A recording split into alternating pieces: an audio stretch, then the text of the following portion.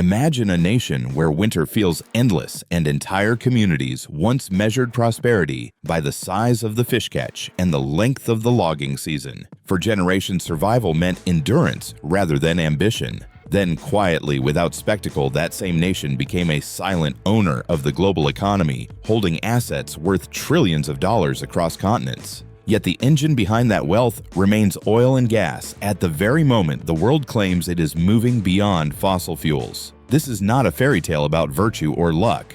It is a disciplined bargain. Norway exports energy, exports the money, and buys a future in global assets. The country treated oil not as a miracle to celebrate, but as a force capable of destabilizing everything it touched. Where others rushed to spend, Norway paused to build distance. The story begins with a trap that has destroyed countless resource-rich nations and with a decision to treat wealth as something dangerous long before it ever felt safe. The next section defines that trap and explains why Norway chose restraint before prosperity made restraint politically impossible. To understand why Norway behaves so differently, the analysis must begin with a pattern that has repeated across continents and decades. Economists call it the resource curse. It describes a paradox where countries rich in oil, gas, or minerals often grow slower, become more unequal, and suffer weaker institutions than countries with fewer natural gifts. Easy money arrives faster than governance can adapt. Governments rely less on taxing citizens and more on rents drawn directly from the ground. When leaders no longer depend on taxpayers, accountability weakens and power concentrates quietly. Closely linked to this curse is a second mechanism known as Dutch disease. When a resource boom attracts foreign capital, the national currency strengthens. A stronger currency makes other exports more expensive and less competitive. Manufacturing shrinks, skills erode, and workers migrate toward the booming sector. The economy narrows. In practical terms, this means factories close not because they are inefficient, but because their costs rise faster than global prices will tolerate. Most countries learn this lesson too late. Venezuela used oil to finance consumption rather than capability. Nigeria used oil to entrench political control rather than institutions. Russia used oil to rebuild state power while hollowing out competition. In each case, early prosperity masked long-term fragility. By the time warning signs appeared, dependence was already locked in. What makes the Norwegian case different is timing.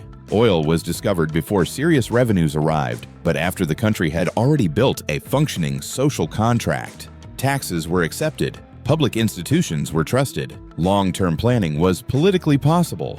Norway did not begin rich, it began organized. That difference mattered more than the oil itself. There was also a structural constraint. Norway is a small, open economy exposed to global shocks. Rapid inflation or a surging currency would have damaged livelihoods quickly. Leaders understood that oil wealth could destabilize the very stability citizens valued most. From the beginning, oil was framed not as a blessing to celebrate, but as a force to control. Here lies the central conceptual shift. Norway treated oil revenue as capital rather than income. Income is meant to be spent. Capital is meant to be preserved. Once this distinction was accepted, the logic of the entire system followed. Who controlled extraction, how profits were taxed, where the money was stored, and how far it needed to be kept from daily politics. This framing explains why Norway moved slowly when others rushed. It explains why restraint was defended even during downturns. And it explains why the next step was not how to spend oil money, but how to prevent it from being spent at all. The analysis now turns to the first concrete decision that locked this mindset into policy and shifted the balance of power from the very beginning. When oil was confirmed beneath the North Sea, Norway faced a choice that would define everything that followed. Move fast and get rich quickly, or move slowly and keep control. Most countries choose speed. Norway chose ownership.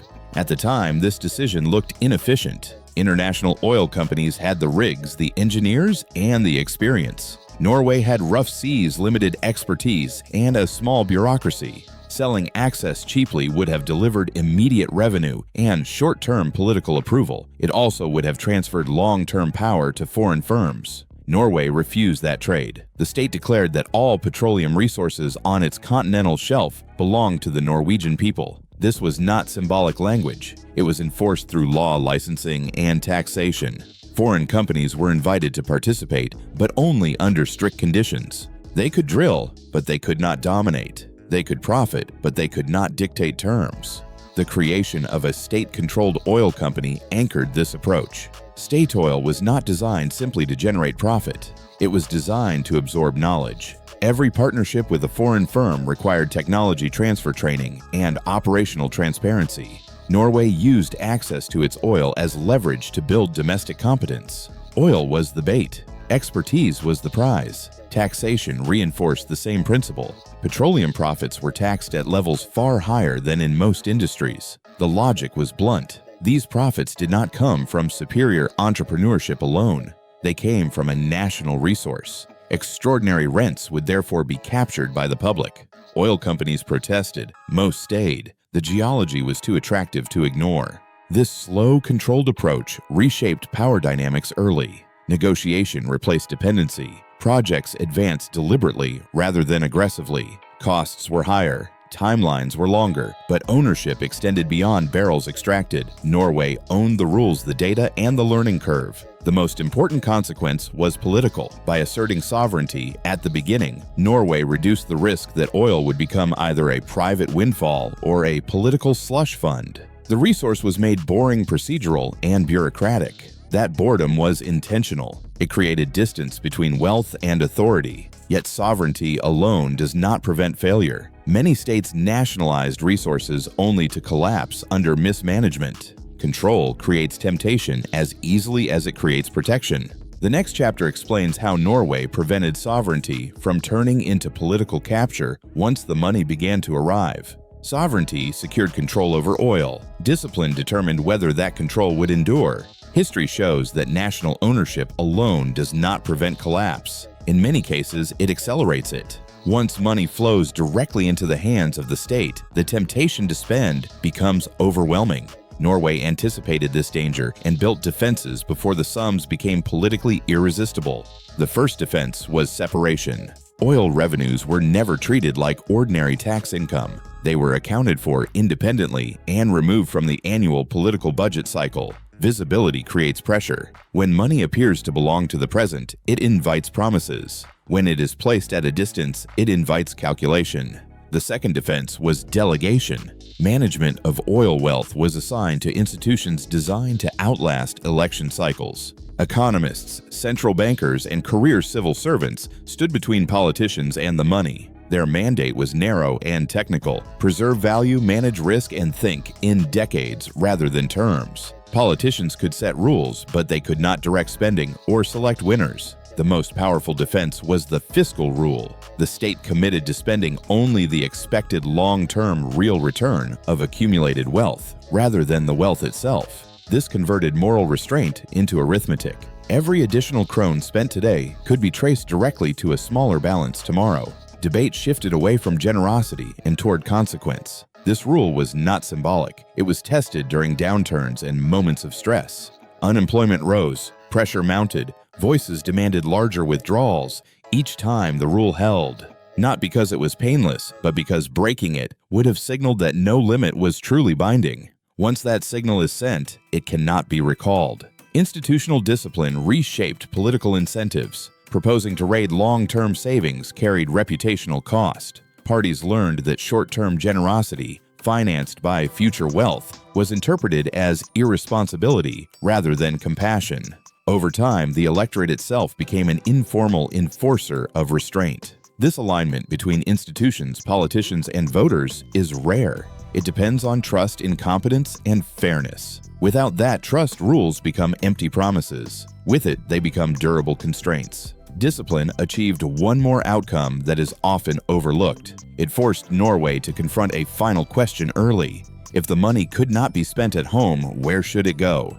The answer would redefine the structure of the economy for decades. Once Norway accepted that oil revenue could not be spent freely at home, a more radical decision followed. The money had to leave the country, not temporarily, systematically. Allowing oil income to circulate domestically would have strengthened the currency, pushed up wages, and slowly suffocated non-oil industries. Manufacturing, fisheries, and services would have become uncompetitive. This was Dutch disease in slow motion. Norway chose prevention over repair. Every major stream of petroleum revenue was therefore transferred abroad and invested in foreign markets. Stocks, bonds, and real estate became the destination of oil income. By exporting the money, Norway neutralized inflationary pressure before it could take hold. Domestic demand remained stable. Wage growth stayed gradual. The broader economy retained balance. This decision transformed a finite physical resource into a diversified financial engine. Oil prices are volatile. Markets fluctuate but compound over long horizons. Norway was converting geological luck into financial permanence. The country no longer depended on how much oil remained underground. It depended on the performance of the global economy itself. There was also a political logic behind distance. Money invested abroad is harder to claim emotionally. It does not fund visible projects or local monuments. It cannot be promised easily during campaigns. Distance dulls temptation. By keeping wealth offshore, Norway reduced the intensity of domestic pressure to spend. Externalization created a second-order effect. Norway became a quiet owner of global capital. Office buildings, infrastructure, and companies across continents generated income for a small Nordic state. Energy exports funded ownership. Ownership generated influence. Norway shifted from exporting resources to holding long-term stakes in global capitalism. This structure carried risk. Market crashes, geopolitical shocks, and prolonged periods of low returns could all affect public finances. Norway accepted these risks deliberately. Exposure to markets it could not control was safer than exposure to temptations it could not resist. Externalizing wealth solved one problem but raised another. Distance protects money from politics. It does not protect society from complacency. With stability secured, a more subtle challenge emerged. Why did this system hold across generations, and what happens when memory of scarcity fades? Rules and institutions explain how Norway managed oil wealth, but they do not fully explain why the system survived political pressure year after year. Many countries design elegant frameworks and abandon them the first time unemployment rises. What protected the Norwegian model was not law alone, but culture. Before oil, Norway was already a high-trust society. Taxes were not viewed as theft, but as contribution. Public institutions were imperfect, but broadly legitimate. Citizens expected the state to act competently, and the state expected citizens to accept limits. Oil wealth entered a system where cooperation already existed rather than replacing it. Historical memory mattered. The generation that designed the oil framework had lived through scarcity rationing and post-war reconstruction. Older Norwegians still remember waiting lists, ration cards, and years when saving was not a virtue but a necessity. Oil money arrived within living memory of hardship. Spending everything immediately would not have felt generous. It would have felt reckless. This attitude shaped everyday behavior. Oil money was rarely discussed as personal entitlement. It was framed as belonging to the nation across time. Children were taught that the fund existed for people not yet born. Touching it was described not as stimulus, but as borrowing from the future. Political incentives adjusted accordingly. Proposals to break fiscal rules were not rewarded with votes. They were met with suspicion. Leaders who suggested dipping into long-term savings were accused of impatience rather than ambition. Over time, restraint itself became a form of political credibility. There was also a quieter trade-off. Comfort softened urgency. When safety nets are strong and futures feel secure, the pressure to innovate weakens. Norway accepted this risk knowingly. Stability was prioritized over disruption. The cost was slower innovation outside energy. The benefit was social cohesion and predictability. This balance held because the society remembered why the rules existed. The danger ahead is generational. As memory of scarcity fades, discipline becomes harder to defend. A system built on trust must continuously renew the story that justifies restraint. With culture reinforcing rules, the Norwegian model appeared complete. But no system exists in isolation. Its strengths and weaknesses become clearer when placed beside countries that made different choices with similar resources. Norway's strategy only becomes fully visible when placed beside countries that discovered similar resources and made different choices. The contrast is not about intelligence or morality. It is about incentives, discipline, and timing. Consider Alberta in Canada. The geology was generous and the political system was stable, yet oil revenue was largely treated as current income. Taxes were kept low, spending expanded, and saving remained secondary. When prices rose, budgets followed. When prices fell, deficits appeared. The resource paid for comfort, but not insulation. Volatility became structural rather than accidental. The United Kingdom offers a second contrast. North Sea oil revenues flowed rapidly into the domestic economy through tax relief consumption and budget support. The boom softened decline but did not create a permanent financial anchor. When production peaked and then fell, the cushion disappeared. Decades of extraction produced little enduring national capital. Venezuela represents the extreme case. Oil revenue became the foundation of political power rather than institutional strength. Consumption replaced investment. Patronage replaced accountability. When prices collapsed, production followed, and the system imploded. The curse was not oil itself, but the absence of restraint. Norway rejected each of these outcomes by sacrificing speed. It saved when others spent. It slowed when others rushed. This choice reduced short-term political rewards but maximized long-term resilience. Unlike petrostates that used energy wealth to project power, Norway used it to withdraw from volatility. These decisions reshaped Norway's international role. After the energy shock triggered by the war in Ukraine, Norway emerged as Europe's most reliable supplier of natural gas. Production increased, revenues surged, and political pressure followed. Some European leaders accused Norway of profiting from crisis. Norway responded that contracts were honored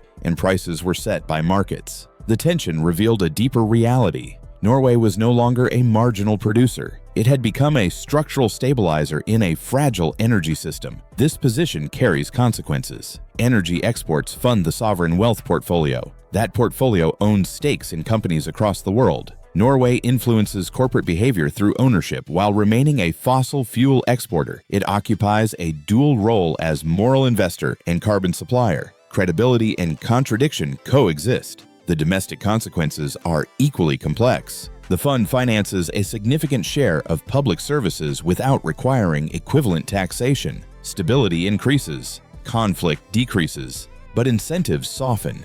Innovation outside energy lags behind Nordic peers such as Sweden, which produced global technology champions, while Norway prioritized predictability. International comparison reveals the core trade-off. Norway did not eliminate risk. It selected it. It traded growth volatility for exposure to global markets. It traded political discretion for institutional rigidity. It traded disruption for endurance. These choices built a fortress against collapse. They did not guarantee renewal. The final question is whether a system designed to prevent failure can also generate momentum in a world that is changing faster than the rules that once protected it. The challenge Norway faces now is not how to survive abundance, but how to evolve beyond it. The system that protected the country from the resource curse was built for an era of extraction. The next era will test whether that same discipline can support transformation rather than merely preserve stability. The first task is economic transition. Oil and gas will remain important for years, but their strategic dominance will decline. Norway does not need to abandon its energy expertise. It needs to redeploy it. Offshore engineering, maritime logistics, and large-scale energy management can be redirected toward offshore wind carbon capture, hydrogen infrastructure, and long-duration storage. The capability already exists. What is missing is urgency. The question is not whether Norway can afford to change, but whether comfort delays the moment change becomes unavoidable.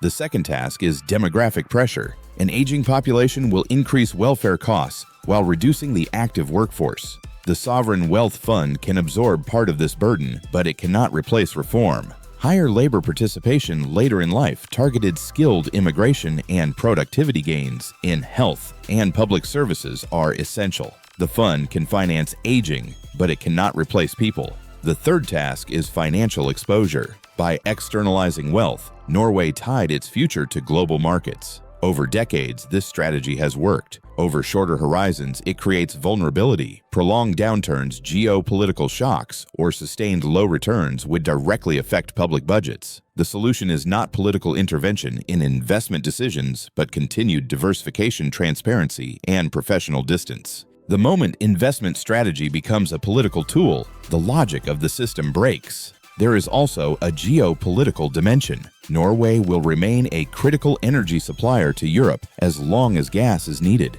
Using this position responsibly while accelerating domestic transition is a delicate balance. Selling energy today to fund the exit tomorrow is not hypocrisy if the exit is real. The danger lies in postponement justified by comfort. The most difficult risk is psychological. A society that has never experienced collapse may underestimate it. Discipline without fear requires narrative. Leaders must continuously explain why restraint still matters when money feels abundant. A system designed to prevent collapse must still answer one question: how does it create hunger without fear? In the best scenario, Norway becomes the first resource state to complete a full transition from extraction to stewardship. In the worst, it drifts, relying on financial returns while innovation slows. The outcome will not be decided by geology or markets, but by choices made long after the oil was found. The final section draws the lesson clearly and asks what this story means beyond one country. Norway is often presented as proof that the resource curse can be defeated. That story is comforting, but incomplete. Norway did not eliminate the curse. It contained it. Oil wealth was treated as something powerful and potentially destructive, rather than something to celebrate. Money was placed at a distance. Rules were designed to assume human weakness, rather than deny it. This approach produced extraordinary stability. It created one of the largest financial reserves ever accumulated by a democracy. It funded public services without hollowing out the broader economy. It reduced political conflict and bought time. But time is not immunity. Norway now faces a different test. Oil revenues will not disappear tomorrow, but they will fade. Financial markets will not rise forever. Demographic pressures will grow. The discipline that once protected the country from greed must now protect it from drift. The danger ahead is not collapse, but stagnation disguised as security. The deeper lesson is not about oil or even Norway.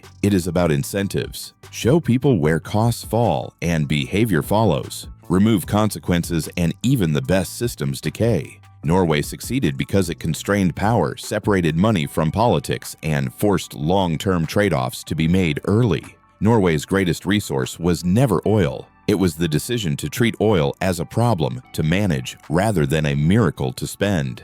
The open question is whether this mindset can survive comfort. Can restraint endure when memory of scarcity fades? Can a system built to prevent failure also generate momentum in a world that rewards speed? These questions matter far beyond one Nordic country. They apply wherever money arrives faster than institutions can adapt and wherever societies must choose between immediate relief and long-term resilience. If you want to continue exploring how wealth, power, and incentives quietly shape outcomes decades before anyone realizes they were decided, consider staying with this series, sharing the discussion, and examining the next case together.